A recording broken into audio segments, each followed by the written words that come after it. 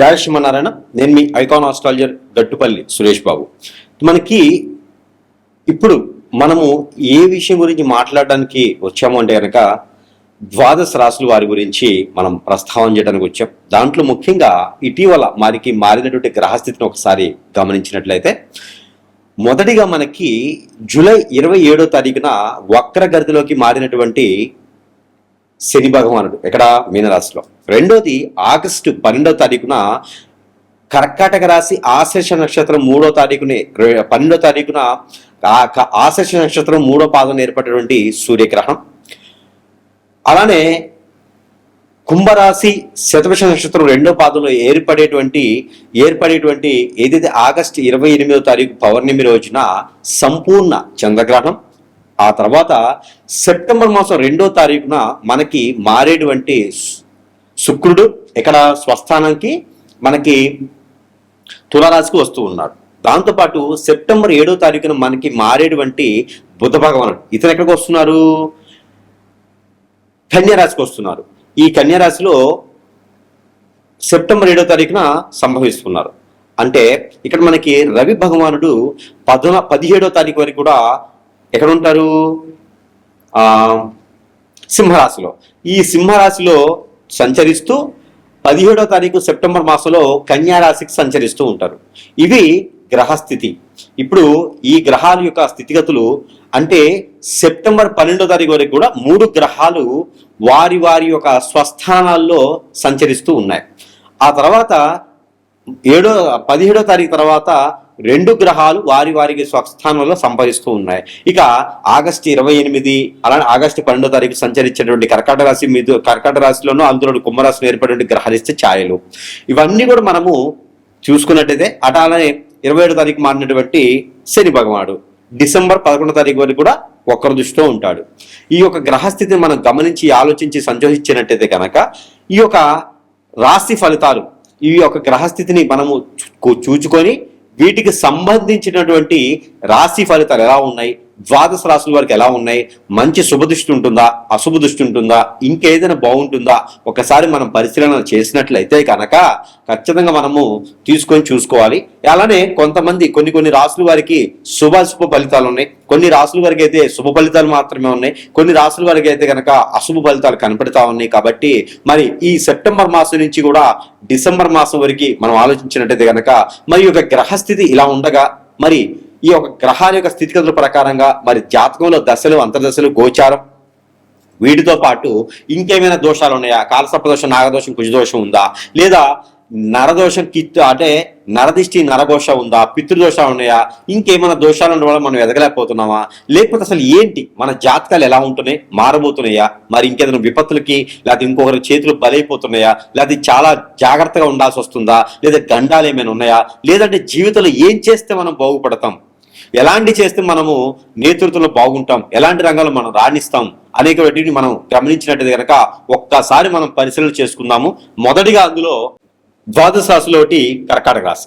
ఈ కర్కాటక రాశి వారికి ఇప్పుడు మనం గ్రహరీత్యా మనం గమనించి చూసినట్టయితే కనుక ఈ కర్కాటక రాశిలోనే సంభవించినటువంటి సూర్యగ్రహణం ఏది మనకి ఆగస్టు 12వ తారీఖు సంచరించినటువంటి సూర్యగ్రహణం. ఈ గ్రహణ ఛాయలైతే మాత్రము 3 మాసాలు కనబడుతూ ఉన్నాయి.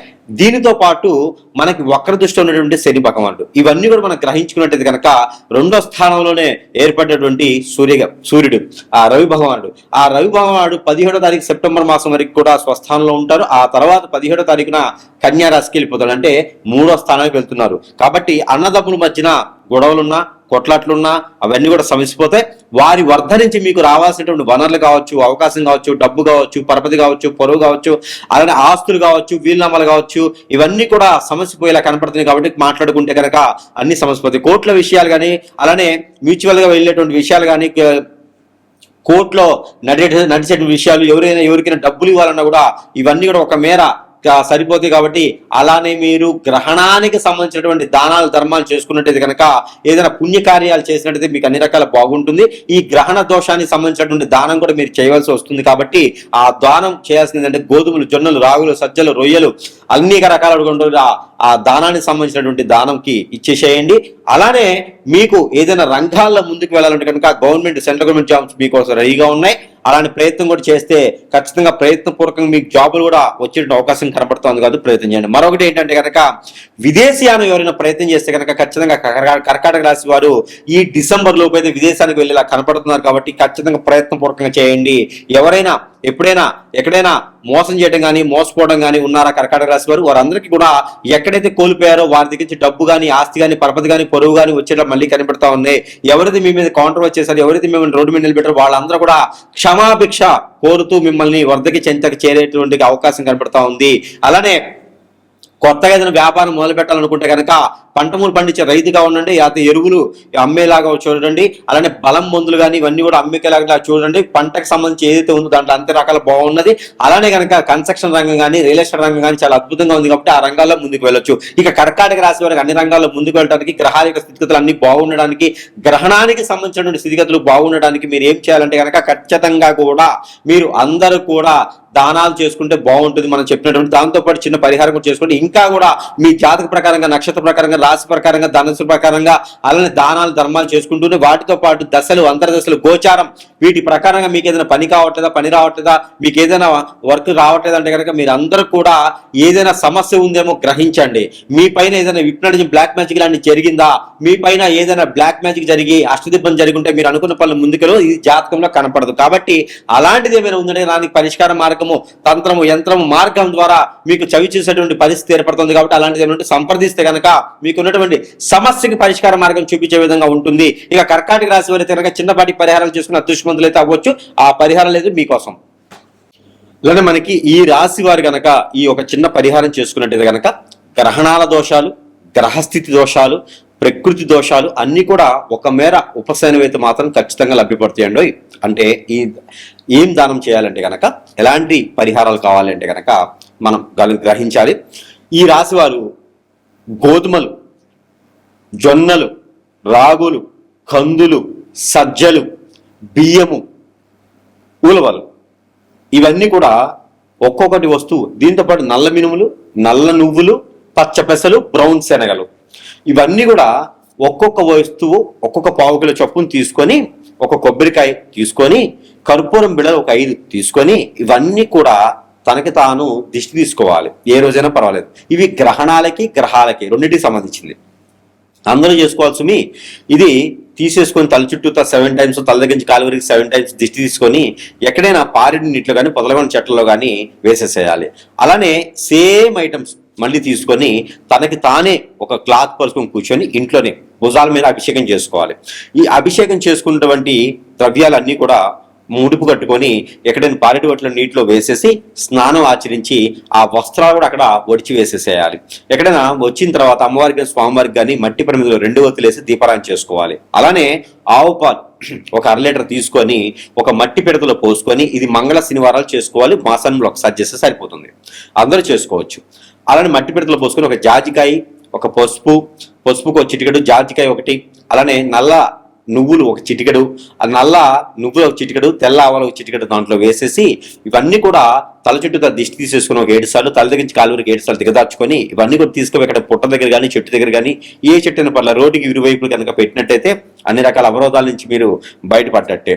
అలానే ఎవరికైనా ఒక ముగ్గురికి, పెద్దవాళ్ళకి, పేదవాళ్ళకి, అడుక్కునే వారికి, ఆడవారికి ఒక ముగ్గురికి 3 చీరలు, 3 రకాల బ్రౌజ్ పీసులు, అలానే 3 రకాల ఫ్రూట్స్ తీసుకుపోయి దానం ఇచ్చేస్తే కనుక పెళ్లిళ్ళు కాని వారికి పెళ్లిళ్ళు కూడా అయ్యేటువంటిది కనిపిస్తా ఉంది. కాబట్టి ఇలాంటి పరిహారం చేసుకోవాలి.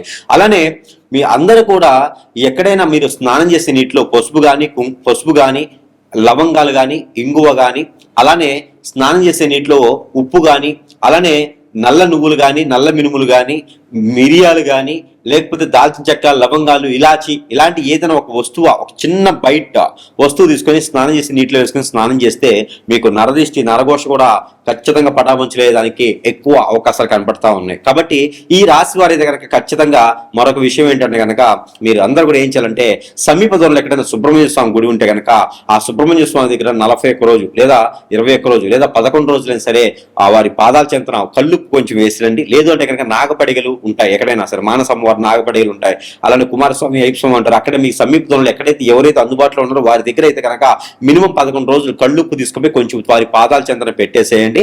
11 రోజు కానీ 21 రోజు కానీ 41 రోజు కానీ ఒక కొబ్బరికాయ కొట్టేసి ఆ కొబ్బరి చెప్పులో నూనె పోసేసి దీపారాధన వెలిగించేసారండి.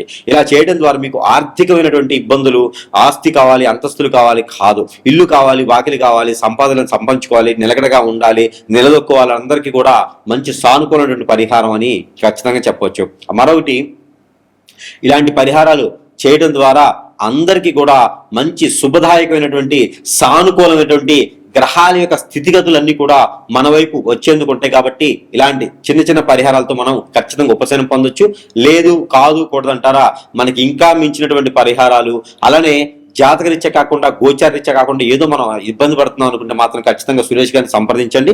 సంప్రదిస్తే మీకున్నటువంటి సమస్యకి పరిష్కార మార్గం చూపించే విధంగా మాత్రం ఖచ్చితంగా ఉంటుంది. అది తంత్రమైన, మంత్రమైన, యంత్రమైన, యాగమైన, యజ్ఞమైనా సరే, అగ్నిహోత్రమైనా సరే, మీకున్న సమస్యకి పరిష్కార మార్గం చూపించే విధంగా ఉంటుంది. అలానే మనకి పరిష్కార మార్గం చూపించే విధంగానే కాకుండా మన దగ్గర ఎన్నో రకాల వస్తువులు మంత్రోచ్చారణ చేసి, అగ్నిహోత్రం చేసి, తంత్రం చేసి, యంత్రం చేసి ఉంటాయి.